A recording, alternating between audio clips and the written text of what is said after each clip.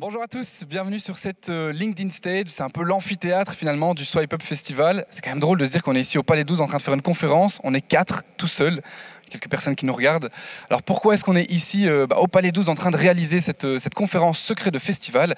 C'est très simple, on a lancé l'idée il y a 1 mois et demi d'organiser un festival 100% digital, le Swipe Up Festival, qui se déroule sur plus de 10 plateformes différentes. Et LinkedIn, c'est le réseau un peu plus sérieux, on va dire, parmi toutes nos plateformes.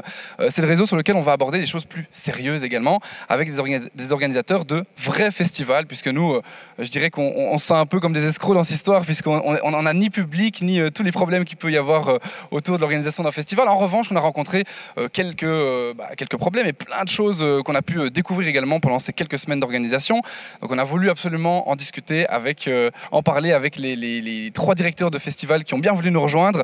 Nous avons donc Olivier Legends du BSF, le Bruxelles Summer Festival. Bonsoir. Bonjour. On a Damien Dufrane du Dour Festival. Bonsoir. Et enfin Jean Stephens des Francopholies. Bonjour. Alors, je suis assez fier, je dirais, de vous recevoir ici pour plusieurs raisons. D'une part, parce que pour les Francopholies, c'était mon premier festival. Il y a une grosse dizaine d'années, j'avais 14-15 ans. Et donc, c'est à vie mon premier festival. Donc, c'est vraiment une grosse fierté de pouvoir te recevoir, Jean, ici dans la conférence. C'est super, c'est très chouette d'être venu chez nous et il faut continuer, surtout. Alors, en ce qui te concerne, Olivier, tu as beaucoup bossé également sur les Francopholies de Spa. Donc, c'est également une fierté aussi. Et il me manque un festival que je n'ai encore jamais fait, c'est Dour. Et j'espère, du coup, l'année prochaine, pouvoir le découvrir. Je l'espère aussi. Alors, ça va être très simple cette conférence, ça va se passer comme une sorte de discussion, sauf qu'on est filmé par un peu trop de caméras. L'idée, c'est vraiment de pouvoir, pour vous, expliquer comment se passe l'organisation d'un festival, au niveau des gestions des équipes, du temps, des finances, donner un petit peu quelques petits secrets d'organisation également, et puis parler évidemment du futur. C'est ce qu'on fera en fin de conférence, qui durera entre 30 et 45 minutes. Je propose qu'on commence par la première chose, qui est de vous demander comment est-ce que vous vous êtes retrouvés dans le monde et de la musique et des festivals. Je vous en prie. Moi, c'est simple. Donc, j'ai commencé il y a presque 30 ans au Festival de Dour comme bénévole, à aider à monter les scènes. Et donc, d'année en année, je me suis appliqué de plus en plus dans l'organisation. J'ai fait la promo du festival les mois avant et j'ai continué à faire le montage et le démontage. Et au fur et à mesure, je me suis impliqué et donc j'ai continué à évoluer. Et donc après, j'ai fait partie de l'équipe organisatrice. Et voilà maintenant que je suis devenu, il y a plus de 10 ans, l'organisateur. Donc voilà. Le travail a bien changé entre il y a 30 ans et aujourd'hui, j'imagine. Oui, mais ce qui est important, surtout, c'est, je dis toujours, c'est d'avoir fait au moins un peu toutes les choses. J'ai suivi le parcours aussi bien du volontaire, du monteur, de la personne qui faisait la promo, de travailler dans les bars, de devenir directeur. Et je pense que c'est vraiment important d'avoir touché un peu à tout pour se rendre compte vraiment des problématiques qu'ont les gens. Jean, première entrée dans les Francopholies de Spa. Alors, au départ, moi, j'avais une petite agence de conseil en communication qui ne fonctionnait pas très très bien. C'était dans une région assez éloignée, en l'occurrence Malmedy et Spa. Et on avait commencé par faire des petits concerts le dimanche après-midi. On voulait remplacer l'été dansant. Et on a fait des concerts qui s'appelaient Rocking Sunday, avec 2-3 groupes déjà de la Fédération Wallonie-Bruxelles, des groupes de la province de Liège principalement. Et puis de fil en aiguille, on a commencé à développer des concerts plus importants, en salle, et puis tout doucement à l'extérieur, en plein air.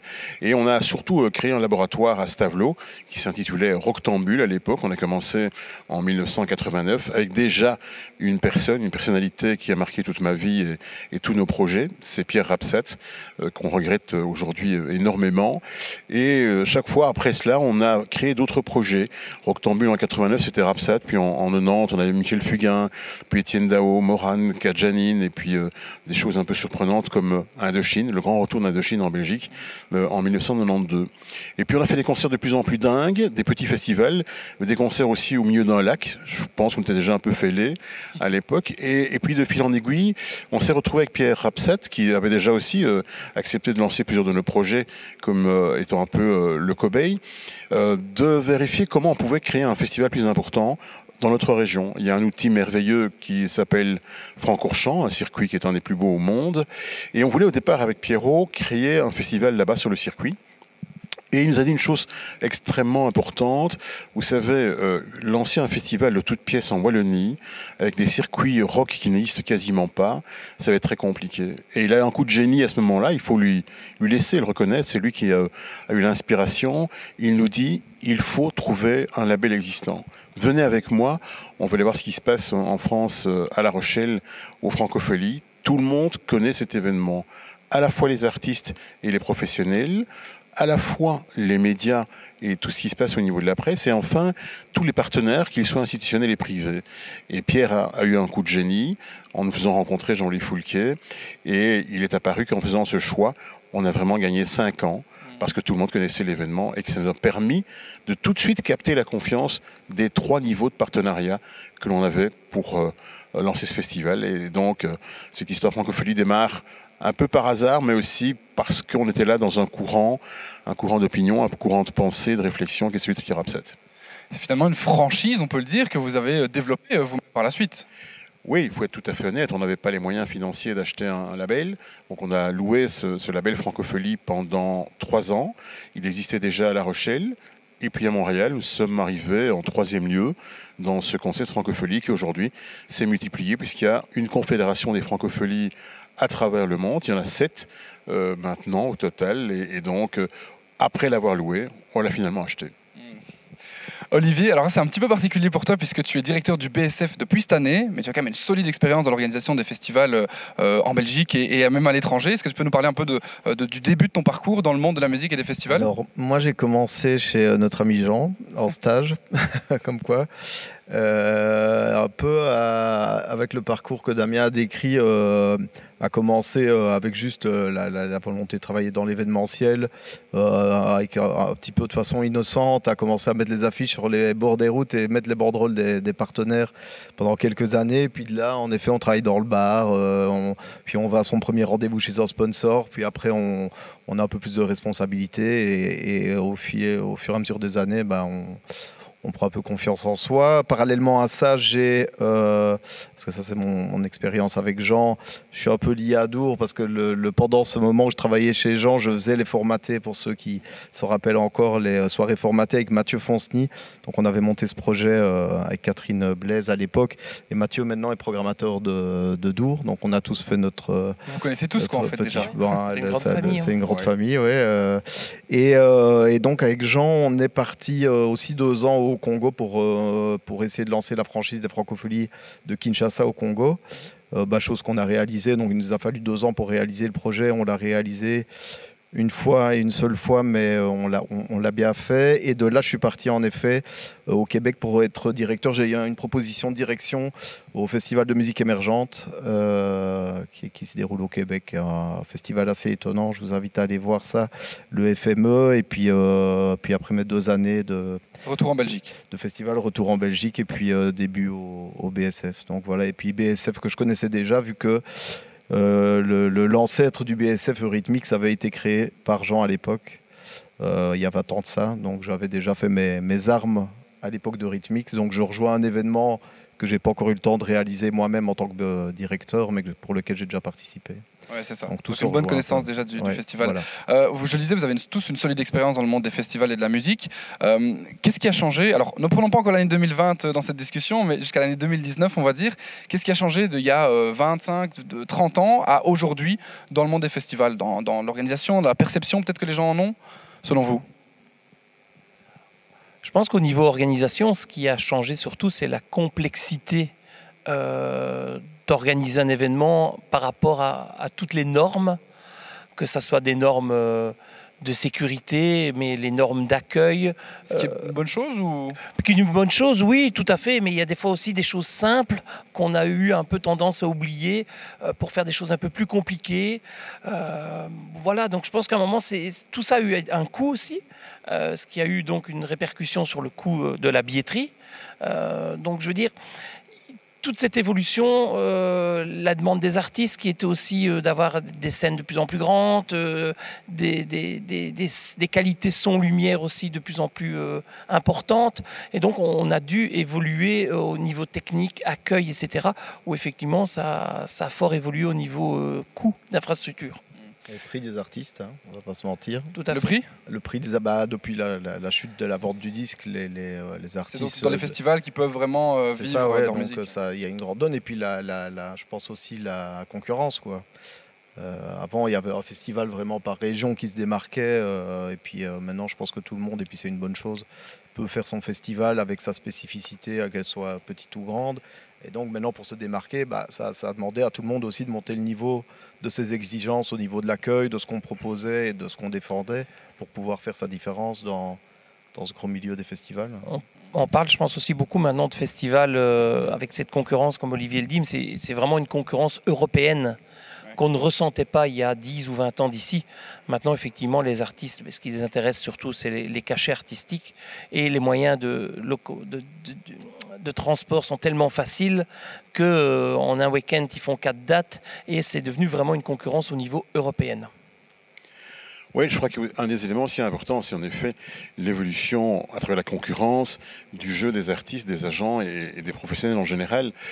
C'est vrai que si on prend le prix et les cachets des artistes aujourd'hui en 2020 et celui-ci en 2015, il y a une progression, mais qui n'est pas de 5 ou 10%. C'est 30, 40, 50, des fois même 100%.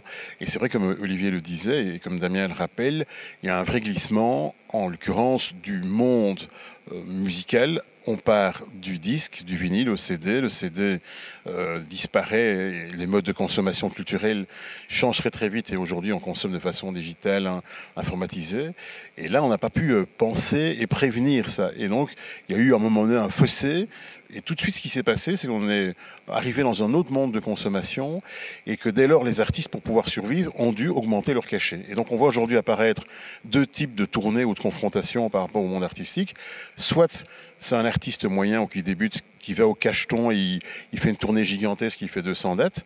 Ou alors, c'est une vedette confirmée et qui arrive à négocier par surenchère successive des cachets qui deviennent vraiment très très impressionnants. Et donc d'un côté des artistes font 200 dates et d'autres peut-être 60 ou 70, mais aujourd'hui on parle de cachets, que ce soit en Belgique ou en France, qui dépassent très souvent 100 000 euros, 150, des fois 200 000 euros. Et aujourd'hui on est confronté à des choix où très souvent il s'agit d'avoir dans la constitution de l'affiche chez un artiste 1 et 2 probablement 200 000 euros sur la table. Et ça, c'est embêtant parce que ça atteint la démocratisation de la musique et l'accès à la musique. À partir du moment où ça coûte aussi cher, quelle est la personne qui paye ? Fatalement, le consommateur, en l'occurrence le spectateur. Moi qui suis quelqu'un, clairement, pas de droite, ça se saurait, ça m'énerve. Voilà, et par moments, je crie et je pousse des gueulantes parce qu'il faut un peu calmer ce jeu-là. En même temps, c'est normal, c'est l'offre sur le marché. Ok, très bien, mais je pense que si même il ne faut pas réguler les choses, il faudrait qu'à un moment donné, ça reste sain. Et ce qui arrive pour l'instant va probablement rechanger les paramètres. On revient à ce qui est souvent le cas, des cycles comme à l'époque du punk, en 1977, où les jeunes quêtes se sont dit, comme les rappeurs maintenant, ça suffit, too much is the veil. Eh bien, il faudra peut-être faire attention à ça et calmer le jeu au niveau des dépenses en cachet artistique. Bon, malgré tout ça, les festivals ont quand même lieu chaque année. Alors, question un peu philosophique, mais pourquoi est-ce que vous faites ça ? Pourquoi est-ce que vous continuez encore aujourd'hui à organiser des festivals ? Pour s'enrichir, nom de Dieu. Mais justement, j'allais vous demander, est-ce que vraiment c'est pour l'argent ou c'est pour le plaisir ? C'est pourquoi ? Non, mais je pense que voilà, moi, par exemple, dans le cas, quand j'ai commencé, effectivement, je n'ai jamais pensé qu'à un moment, Dour allait être si grand. On n'a jamais pensé qu'on allait avoir un festival énorme. Alors, je pense qu'effectivement, on a tous un moment le pied dans l'engrenage et qu'effectivement, mais on est dedans. Donc à un moment, on ne peut pas s'arrêter et redevenir forcément des choses très simples et on est obligé malheureusement de continuer et d'évoluer avec notre public. On doit se remettre en question tout le temps. Moi je dis toujours, chaque année on doit se remettre en question, on doit écouter nos festivaliers et les festivaliers sont de plus en plus difficiles parce qu'effectivement il y a une concurrence européenne, parce qu'à l'heure actuelle vous prenez un billet d'avion pour 40 € et vous allez dans le sud de l'Espagne voir un festival le week-end de Dour, donc il fait bon, donc c'est très facile. Et donc, effectivement, on doit se remettre tout le temps en question et on doit suivre. Donc, je pense qu'à un moment, on n'a pas le choix. On fait ça effectivement tous pour gagner aussi notre salaire normalement, parce qu'aussi économiquement, on fait vivre toute une population, on fait vivre tout un système. Je veux dire, à Dour, on a une enquête économique qui avait été faite il y a 5 ans qui fait qu'on Donc on salarie l'équivalent de 225 équivalents temps plein à l'année. Donc le festival de Dour n'ayant pas lieu cette année, c'est l'équivalent de 225 personnes qui n'ont pas de travail. Et donc ça c'est énorme. Donc je veux dire, en plus que de le faire pour nous, pour notre personnel, on le fait pour les festivaliers, mais aussi parce qu'on fait vivre plein d'autres personnes. Comment ça se passe l'organisation d'un festival? Alors justement, tu le disais juste avant, sur une année, il y a quand même énormément de personnes qui sont impliquées dedans. Il n'y a pas que le jour du festival et quelques semaines avant. Il y a vraiment pendant toute une année où il y a plein de personnes qui bossent dessus, sur la programmation, sur l'organisation, sur plein de choses. Comment ça se répartit ce travail? Mettons que voilà, le festival se déroule l'été. À partir de septembre, une fois que c'est passé, qu'est-ce que vous faites et comment vous procédez avec vos équipes? Je pense que tu as autant de types d'organisation que de festivals. Donc ça veut dire qu'un festival qui se passe dans une plaine va demander un montage de 2 mois, 3 mois, je sais pas, peut-être. Montage et démontage, c'est 3 mois. Un Oui. festival comme le BSF qui se passe en ville, le montage va être de 2 semaines. Parce qu'en fait, on est déjà dans une ville où il y a un sol, il y a des arrivées électriques, il y a des parkings qui existent. Il y a une gare, tout est beaucoup plus simple. Au Francophonie, c'est peut-être entre les deux, tu vois. Donc, et puis, je te dis, tous les festivals ont vraiment leur spécificité. Et puis, ça peut aller de 4 employés à l'année à peut-être 50 pour Primavera ou les énormes festivals. Et donc, au lendemain du festival, au lendemain vraiment dès qu'il est terminé, qu'est-ce que vous faites? À quoi vous pensez? Déjà au prochain, j'imagine. On a envie de démissionner. On démonte. Ouais, Il faut démonter. forcément. Il faut faire surtout ce qui est important, c'est le débriefing, les débriefings de toutes les équipes. Et pour un aspect déjà, ce qui n'existait pas il y a 10 ans, c'est que maintenant on en arrive même avec les programmateurs à programmer l'année d'après, Déjà, avant ouais. que le festival n'ait commencé. C'est dingue. Donc certains, maintenant, on commence déjà à discuter en juin de groupes pour l'année d'après. Donc là, les programmateurs commencent à travailler. Après le démontage, effectivement, les débriefings et la reconstruction sur plan du site, les partenaires, les recherches de fournisseurs, les volontaires et plein de choses comme ça. Donc toutes les thématiques du environnemental. Et donc voilà, il y a plein de choses à faire qui sont étalées sur l'année. C'est un travail vraiment de toute l'année, quoi. Ah, c'est clair que, comme dit Damien, ou comme vient de préciser Olivier, on sort à peine du festival, on démonte, on débriefe. On a beaucoup de temps aussi à consacrer aux relations avec les partenaires, les justificatifs, travailler aussi sur la suite du festival au niveau de son retentissement, c'est-à-dire travailler sur des after-movies, des films, voilà, toute une série de choses, des compilations. Et puis en effet, il faut travailler le plus vite possible sur préparer une programmation pour l'année qui va suivre. Et en effet, il faut, dans le cas des Francophonies, aussi passer beaucoup de temps sur le terrain.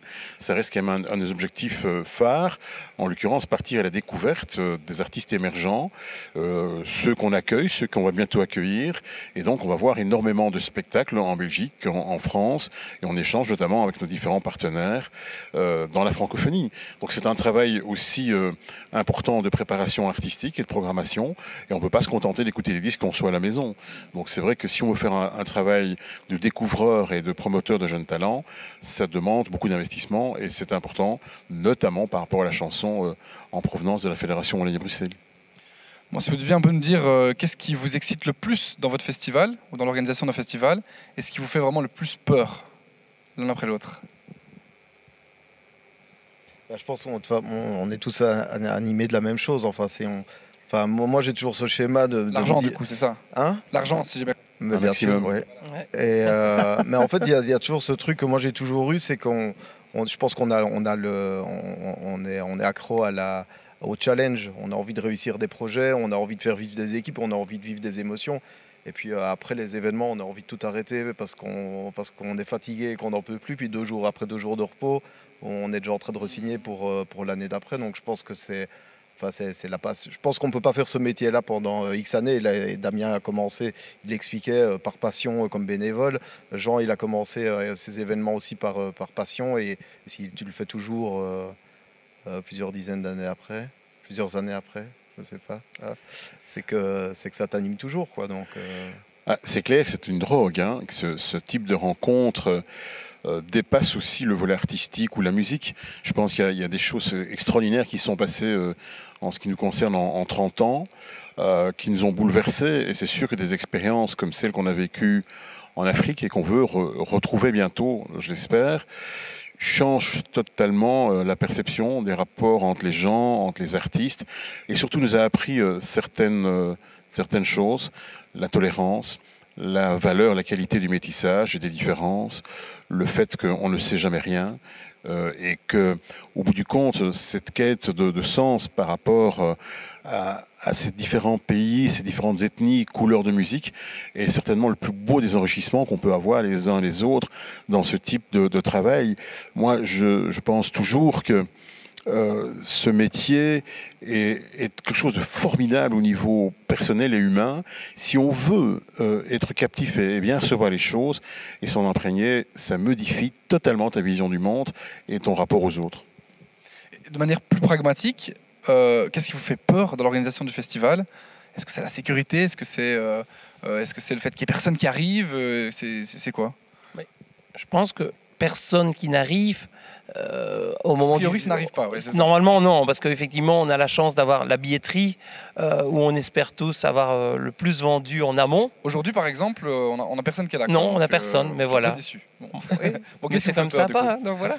Non, mais je pense qu'après, effectivement, c'est pas la peur de ne pas avoir de gens, mais je pense que c'est qu'il y ait un problème, quel qu'il soit, que ça soit un problème technique, un problème de météo, un problème d'accueil. Donc c'est un peu ça qui nous stresse en tant qu'organisateur. Moi, j'ai toujours peur qu'on m'appelle à un moment jour, nuit, parce qu'on a un grave problème, parce qu'on peut aussi avoir une mauvaise météo en Belgique, et que donc effectivement nos parkings à un moment soient inondés, qu'on ne sache plus rentrer sur les parkings ou sortir, que les campings soient inondés comme on l'a déjà eu, qu'il faut évacuer 300 personnes parce que leurs tentes sont inondées, parce qu'il y a une bourrasque de vent qui est annoncée et que c'est dangereux pour les chapiteaux. Donc c'est un peu tout ça qui est stressant pendant ces 5 jours où tout le public est là, où on se dit, espérons, croise les doigts, on se dit, le lundi au soir, quand tous les festivaliers sont partis, qu'on n'a rien eu, on se dit, ouf, tout s'est bien passé. Et comment on fait pour gérer ce stress, justement, d'avoir un peu tout ça sur les épaules? On a déjà beau gabarit, nous deux. Hein. Ouais. Avant, j'aimais bien les boissons comme ça, jaunes et tout, avec des bulles, 5 degrés, 6 degrés. Et là, maintenant, depuis un petit moment, je suis passé à l'eau de spa, évidemment. Mais non, ce qui est important, surtout avant toute chose, c'est de travailler dans un esprit d'équipe et de déléguer et de faire confiance. Moi, je pense que ça n'a pas de sens de faire des grands événements comme ceux-là et vouloir récupérer, apparaître. Voilà, moi, je crois que la pire des choses dans ce type de projet, c'est le narcissisme et le nombrilisme. Donc nous, on a toujours essayé de partager un maximum, de faire participer l'ensemble de l'équipe et des collaborateurs, que ce soit dans les Franco avec Belgomania ou chez Impact Diffusion. Le plus beau des plaisirs que j'ai, c'est de me dire à un moment donné, quand les gens font une émission de radio, télévision, ou bien peuvent parler à notre place, je me dis ça y est, non seulement ils connaissent ce dossier, ils sont imprégnés, ils en parlent bien, c'est donc qu'on a plutôt bien travaillé ensemble. Et ça, c'est quand même, nom de Dieu, la plus belle des choses, c'est de se dire waouh, on a tous travaillé à la réussite d'un projet et il n'y a pas un Jean-Jacques ou l'autre qui fait le malin au bout d'une scène ou bien dans un transistor ou dans une émission de télévision. Ça, c'est quand même pour moi le plus excitant parce que sinon ça n'a pas de sens ce travail. Olivier, pour revenir avec toi, qu'est-ce qui, ici, dans les mois qui allaient précéder l'organisation, t'aurait fait peur? Moi, j'avais quand on arrive sur une première année sur un festival, on doit un peu faire ses preuves. Hein, ouais. On va pas se mentir. Donc il y avait la petite pression de y arriver. Et puis de toute façon, si on n'a pas cette pression-là, je pense qu'on se démène pas non plus. Après, comme le dit Jean, c'est un festival, c'est pas une personne, donc c'est pas genre moi qui réussis le festival ou qui le réussit pas. C'est j'arrive dans un festival qui existe déjà depuis 19 ans.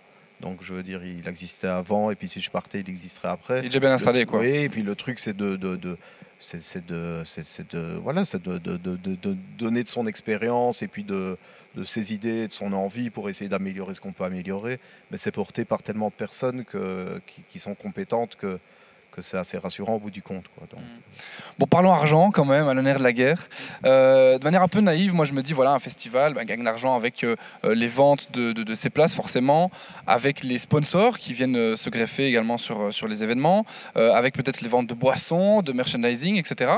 Comment ça s'articule en fait les revenus d'un festival? Est-ce que les ventes par exemple des places représentent une grande partie de ce que vous gagnez? Oui, donc c'est la plus grosse partie. On voit en tout cas nous à Dour, pour ce qui est Dour, c'est que le sponsoring depuis quelques années a fort diminué. Donc on n'a plus que quelques sponsors qualitatifs, des gros sponsors, mais c'est vrai qu'on a de plus en plus de mal à trouver des partenaires. Pourquoi? Ben, je pense que, bon, effectivement, il y a... Parce qu'ils sont franco. Non, mais... Alors peut-être Ouais, peut-être une concurrence, mais aussi parce qu'il y a énormément de demandes, parce que le nombre d'événements a explosé et qu'à un moment, il faut faire des choix. Donc, c'est pas évident. Mais effectivement, la première recette d'un festival, c'est la billetterie. C'est ce qui fait le nerf de la guerre, c'est effectivement les festivaliers, le public qui vient, que ce soit des 5 jours, des 1 jour. Ça, c'est vraiment la première rentrée. La seconde rentrée, effectivement, c'est la consommation que ces festivaliers font en nourriture ou en boisson sur le terrain du festival. Ça, c'est la seconde rentrée. Mais effectivement, la première sera la billetterie. D'où l'importance pour un festival finalement de grandir et de pouvoir accueillir plus de festivaliers, j'imagine. Oui et non. Hein. Ça dépend un peu du modèle. Hein. Je pense que Dour a un très gros avantage par rapport aux Francopholies. C'est d'être installé dans un site immense, alors que nous sommes complètement contraints par des limites à la fois d'urbanisme, de localisation du festival dans une ville, petite ville, il n'y a pas de contournement, il n'y a pas de terrain, il n'y a pas de vrai parking ou de champs disponibles au centre de Spa. Et donc dès lors, nous, quand j'entends Damien et je connais un peu le festival, voir ces chiffres, à mon avis, arriver soir après soir sur la vente des boissons, la nourriture, c'est évidemment le festival qui réalise le plus gros chiffre d'affaires en Wallonie, à Bruxelles. Et c'est génial. Moi, je suis admiratif. Je trouve ça assez invraisemblable qu'on ait pu, avec Dour, rejoindre dans la cour des grands des festivals comme Werther ou bien un peu que le Pop. Nous sommes dans un festival, et c'est le cas de le dire, confiné, mauvais jeu de mots, mais dans lequel on a d'immenses contraintes. Et j'ai essayé plusieurs fois avec des grenades de faire sauter 2-3 maisons, et non de pipe, ça n'a pas marché. Et donc, voilà, il y a 12 à 13 000 places quand nous étions sur la place de Telleville. Maintenant, c'est plus important, on peut monter jusqu'à 25 000 personnes, mais c'est très limité par rapport à Dour. Et nous, par exemple, il y a non pas des chalets ou des stands ou des guinguettes, il y a 50 ou 60 brasseries-restaurants, et nous ne pouvons pas décemment travailler contre eux. Donc les gens sortent du site mais vont en ville. Chez nous, on rentre sur le site, on sort sans arrêt. C'est le cas dans certains festivals, dans d'autres, c'est un système intermédiaire. Et donc nous, en ce qui nous concerne, en termes de financement, il faut avouer et reconnaître que la subsidiation est importante, aussi parce qu'il y a une série de projets et de missions auxquelles nous sommes alignés par un contrat programme.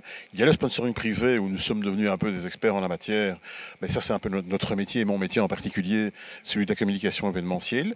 Et puis la billetterie, mais la billetterie chez nous est nettement moins importante que chez Dour, qui est très concrètement le leader incontesté en termes d'affluence et de billetterie à travers la Wallonie et Bruxelles. Et chapeau pour le travail, l'investissement, le développement.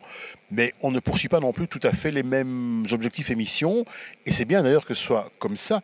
Mais moi, je suis en admiration d'avoir ce festival de Dour. Et quand, tout à l'heure, nous en parlions, quand Damien a dit qu'aujourd'hui, il y a 40 à 45% de public qui vient à l'international, je dis waouh.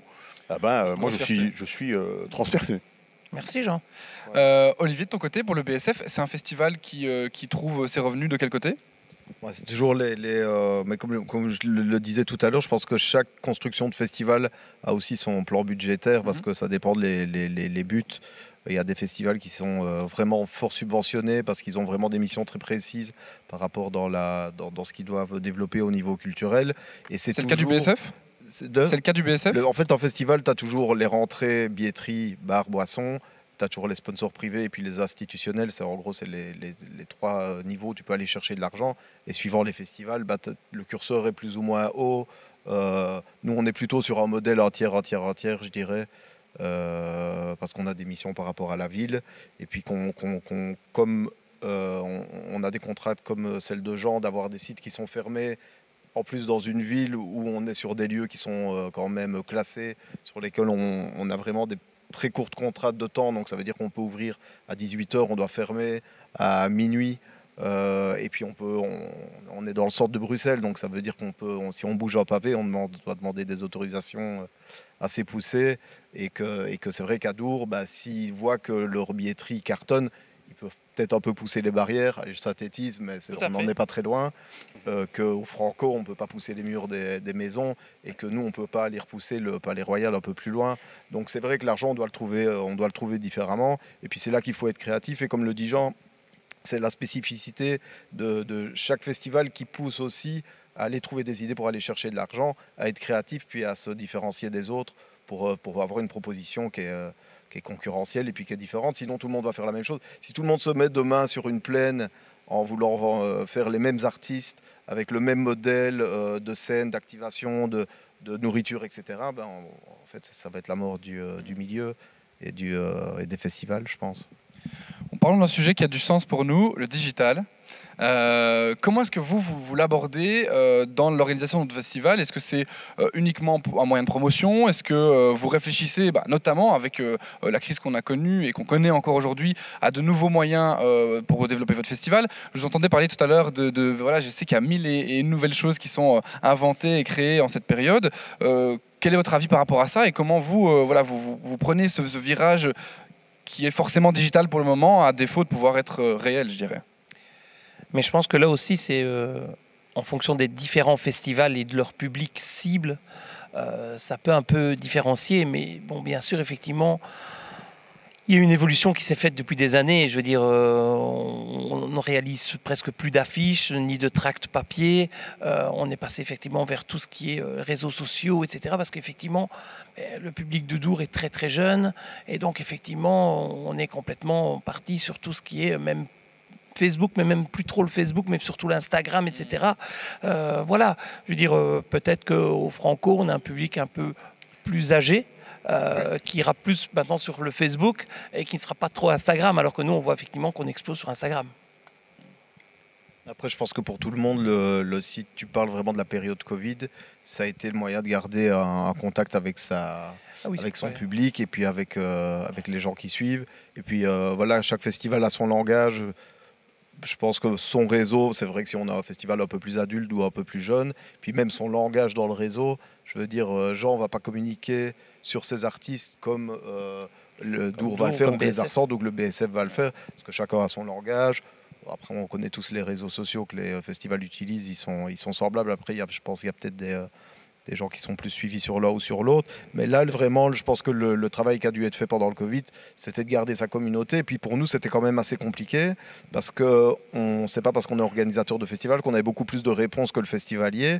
Et on était quand même tout le temps interpellés. Et puis on ne pouvait plus communiquer parce que la communication ne passait plus vraiment. En tout cas, communiquer sur des nouveaux artistes. On savait qu'on ne vendait pas de billetterie, donc on ne pouvait pas non plus dire rendez-vous à l'été, on va bien s'amuser, alors qu'on savait qu'il y avait des milliers de gens qui étaient en train de mourir. Donc on était obligé quand même d'être là, d'être tous créatifs, on ne savait pas quand ça allait finir. Tout le monde a été surpris. Qu'est-ce que vous avez fait chacun d'entre vous alors suite à ça? On essayait tous d'être un peu créatifs à ce niveau-là, mais c'est clair que votre exemple est un bon exemple. Moi, je crois au digital, mais à partir du moment où il y a de l'humain dedans. Voilà, moi j'ai un peu peur que par moment que le digital soit en train de déshumaniser une série de rapports ou de choses. Et je crois que cette démarche est bien. Tout à l'heure, on était là en train d'écouter le set d'Alice on the Roof. Ce matin, Glauque. C'est super chouette d'avoir en effet à injecter un concert mais qui est vivant. Moi, ce qui m'a un peu effrayé à un moment donné, je me suis dit, est-ce que tout le monde va faire pendant 2 mois des petits concerts chez soi à la maison avec une guitare mal accordée, sans son et sans balance, et on tape ça online et avec un PC qui tremble? Moi, je me dis, aïe, aïe, aïe, aïe, qu'est-ce qui se passe?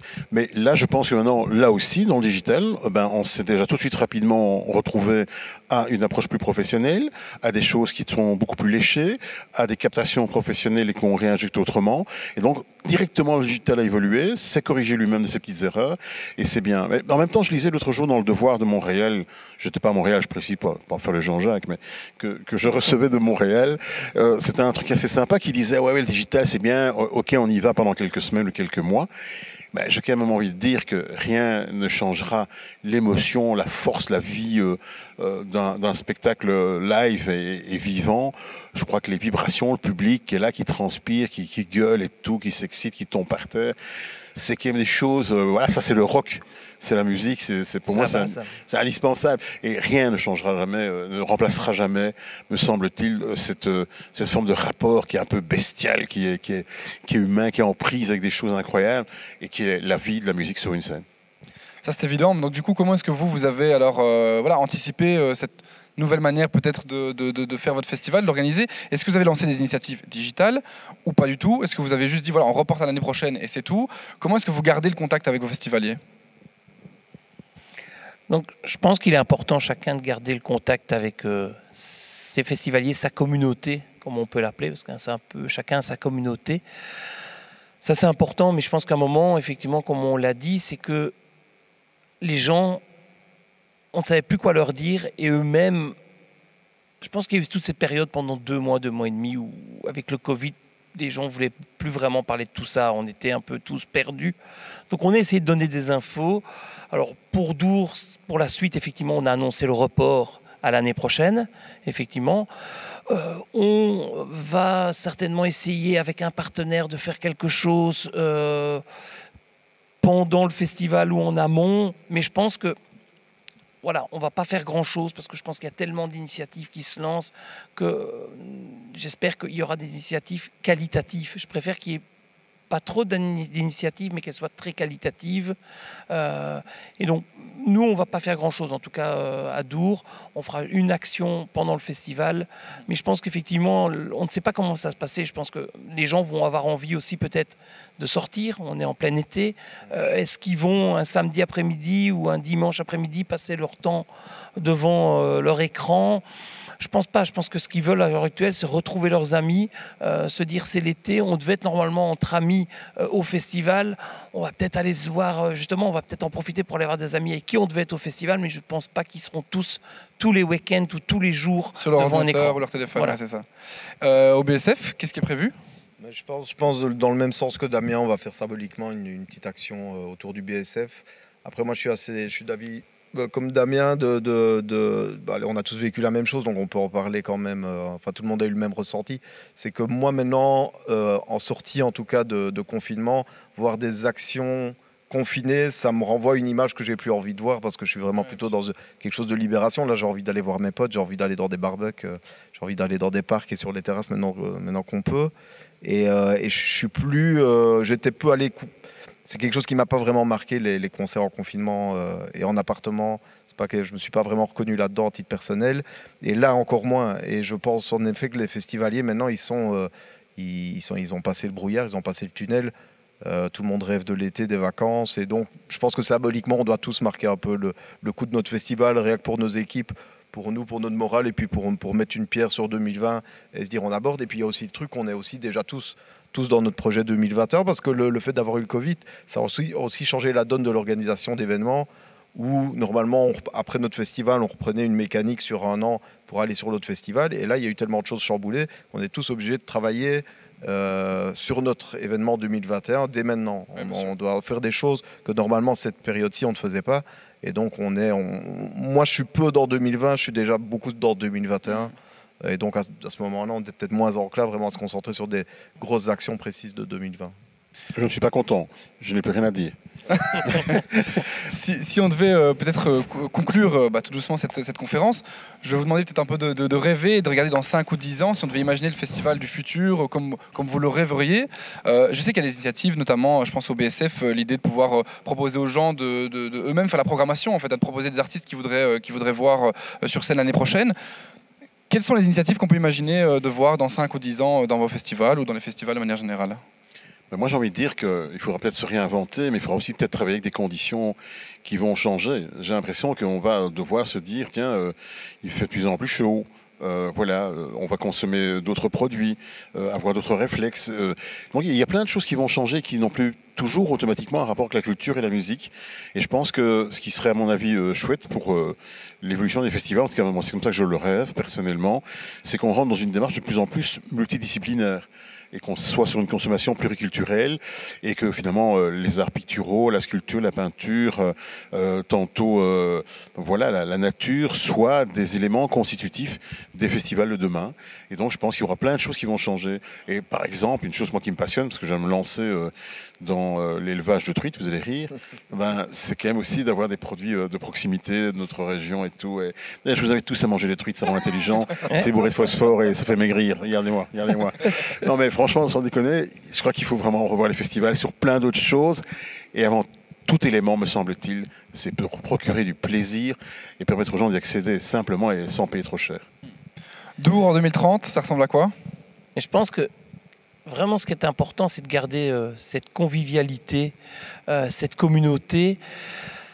Alors, on voit vraiment déjà une évolution. Pour Dour, je pense que c'est un peu complètement différent des autres. C'est que ces 6 jours de camping, ça devient un grand camp de vacances. Et donc, effectivement, on a des festivals un peu partout en Europe. On a des festivals qui durent 15 jours, 3 semaines. Donc, effectivement, pourquoi pas avoir un festival qui pourrait durer 10 jours ou 12 jours avec vraiment d'autres choses. Parce qu'on voit vraiment que les festivaliers, effectivement, il fait de plus en plus beau. Ils sont là en camping comme s'ils allaient en vacances. On a des piscines qu'on met dans certaines zones de camping, des animations.